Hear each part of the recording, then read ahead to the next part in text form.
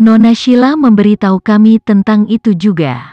Namun, dia bilang dia memberimu 5 miliar sebagai penyelesaian perceraian dan bukan 700 juta miliar. Klausanya tertulis dengan jelas dalam penyelesaian perceraian sehingga kamu dapat mengerti bahwa kami lebih cenderung mempercayainya. Arkan tercengang. Perasaan dalam dirinya bahwa dia telah masuk ke dalam jebakan yang rumit semakin kuat dan kuat. Dia benar-benar memberiku 700 juta miliar. Bagaimana mungkin aku bisa meretas aset Antajaya Group? Aku tidak tahu keterampilan meretas apapun. Wanita murahan itu, ini semua rencana Sheila untuk menjebakku. Petugas itu menyeringai dingin. Jika itu argumen Anda, Nona Sheila tahu lebih sedikit tentang peretasan daripada Anda.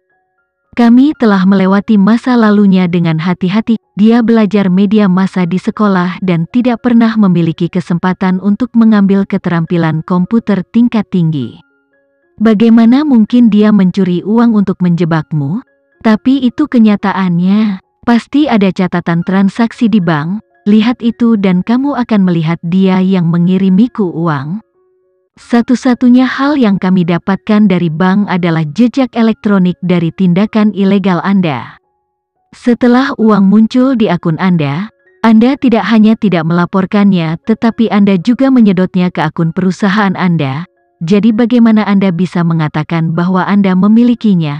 Tidak ada hubungannya dengan jumlah uang ini? Tapi, saya benar-benar tidak ada hubungannya dengan itu. Uang itu diberikan kepada saya oleh Sheila. Berbicara tentang wanita murahan itu, saya menuntut untuk bertemu dengannya. Saya akan menghadapinya secara langsung. Dia yang menjebakku bersama kekasihnya, Vano, Arkan berteriak. Petugas itu tersenyum lagi. Itu sempurna karena Nona Sheila menagih Anda untuk kekerasan dalam rumah tangga selama pernikahannya dengan Anda. Rumah sakit menyimpan catatan cedera sebelumnya dan dia secara resmi menuntut Anda untuk cedera yang disengaja dan menyebabkan cacat seumur hidup. Arkan melebarkan matanya karena tidak percaya dan ngeri. Dia merasa jatuh ke jurang yang dalam. Kemarin, dia memiliki seluruh dunia di bawah kakinya, dan hari ini seluruh dunia telah berbalik padanya. Ini pasti skema wanita murahan itu. Dia telah membuatku bermain seperti orang bodoh dari awal. Dia ingin menjatuhkanku begitu saja. Arkan mencengkeram tinjunya erat-erat, matanya menyala dengan niat membunuh. Sheila, beraninya kamu berkomplot melawanku, aku akan membuatmu membayar dan menderita. Petugas polisi di belakangnya menamparkan keras bagian belakang kepalanya, memarahi, apakah Anda lupa di mana Anda berada? Anda berani mengancam keselamatan orang lain di hadapan penegak hukum? Saya sarankan Anda mengakui kesalahan Anda dan kami mungkin membantu Anda mengajukan banding untuk hukuman yang lebih ringan. Arkan memelototi polisi dan terkekeh. Tidak pernah, kamu tidak akan pernah mendapatkan pengakuan dariku. Polisi itu hanya tersenyum padanya. Baik, tapi jangan khawatir. Kami punya lebih dari cukup cara untuk memeras pengakuan darimu. Ayo ke arahku, jika kamu berani, bunuh aku, Arkan mengejek. Dia benar-benar berpikir polisi tidak bisa berbuat apa-apa padanya. Sementara penyiksaan fisik dilarang karena hak asasi manusia tetapi ada banyak teknik penyiksaan mental yang tersedia dalam batas-batas legalitas, dan Arkan telah mencicipi semuanya. Mengetuk pintu tepat saat dia tertidur, merampas privasinya saat menggunakan toilet, menyinari matanya di malam hari. Tapi untuk pujian Arkan, dia menderita melalui semuanya. Dia menolak untuk mengaku karena dia tahu saat dia melakukannya, itu akan berakhir baginya. Namun, karena polisi tidak secara teknis menyerangnya secara fisik, dia tidak dapat melakukan apapun terhadap mereka karena tidak ada cedera untuk membuktikan kebrutalan polisi. Jika dia melawan, maka polisi bisa memukulinya dan mengklaim membela diri. Itu adalah kesepakatan kalah-kalah untuk Arkan. Arkan tidak bisa tidur karena entah sudah berapa hari. Kurang tidur, Cara penyiksaan yang digunakan di kam-kam interniran Soviet telah merugikannya. Energinya terkuras sedemikian rupa sehingga dia hampir tidak bisa menggerakkan tubuhnya. Namun, dia masih menolak untuk mengaku dan menangis untuk bertemu Sheila setiap hari. Kinan menolak permintaannya untuk bertemu dengannya, karena waktunya belum matang. Pikiran Arkan belum sepenuhnya hancur. Hanya dengan begitu bibir Arkan akan cukup longgar untuk memberinya informasi yang dia butuhkan. Kinan tahu tentang penyiksaan Arkan, tapi dia tidak terpengaruh sama sekali. Vano menyukai ini tentang dia. Dia tidak akan pernah menahan diri terhadap mereka yang cukup malang untuk melewati garis bawahnya. Lucky berkata akhirnya ada beberapa kemajuan di pihaknya. Penelitian ini harus segera diselesaikan, kata Vano kepada Kinan dengan gembira. Mereka sedang minum teh di kebun belakang villa. Tempat itu tersembunyi dengan baik dan memiliki perasaan yang intim. Vano menikmati menghabiskan waktu berkualitas bersamanya di sana setiap sore.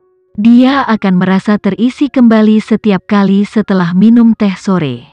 Terpencil dari luar, seolah-olah hanya ada dia dan dirinya sendiri di seluruh dunia, dia sangat hidup untuk perasaan itu. Kinan mengangguk. Tidak perlu terburu-buru selama penelitian itu berhasil pada akhirnya. Vano tersenyum, dia juga menyukai ketenangan tentang Kinan ini. Tidak peduli apa yang dia hadapi, dia bisa mempertahankan aura ketenangan dan kepercayaan diri.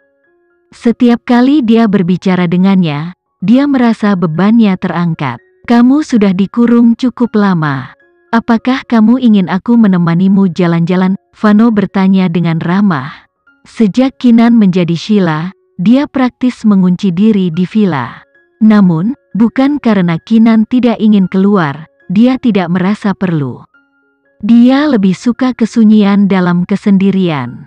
Tidak, terima kasih. Kinan baru saja selesai menjawab bahwa mereka mendengar keributan keras datang dari luar. Itu adalah suara wanita yang melengking dan orang itu keras karena mereka bisa mendengarnya dari jauh.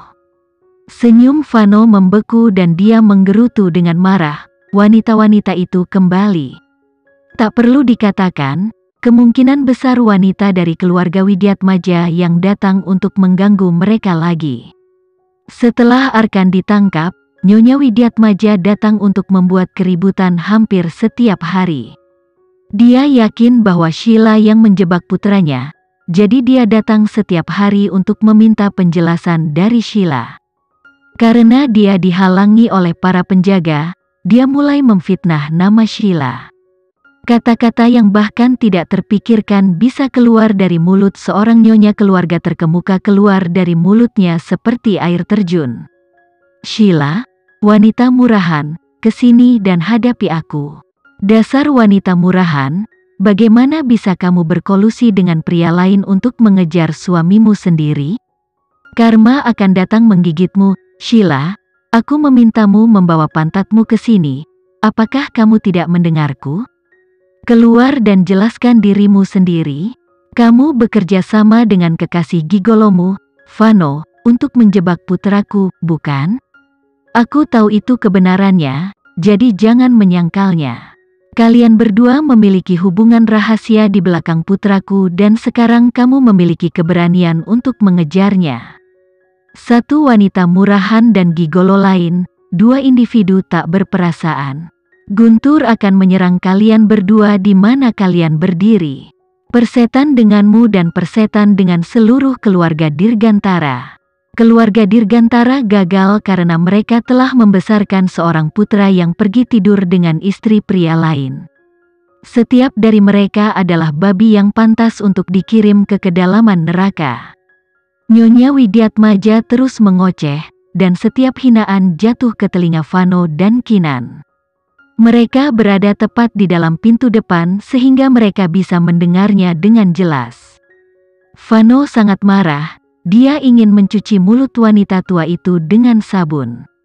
Dia menghina tidak hanya seluruh keluarganya tetapi juga Kinan. Mereka pikir mereka bisa mengabaikan wanita gila seperti dia dan dia akhirnya akan pergi. tapi dia bersikeras.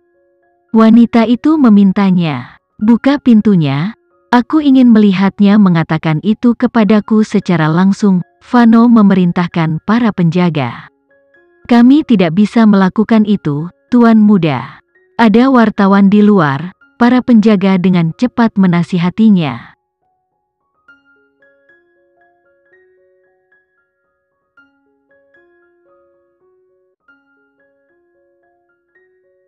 Sekian dulu ya video kali ini, kita lanjutkan lagi videonya di lain waktu.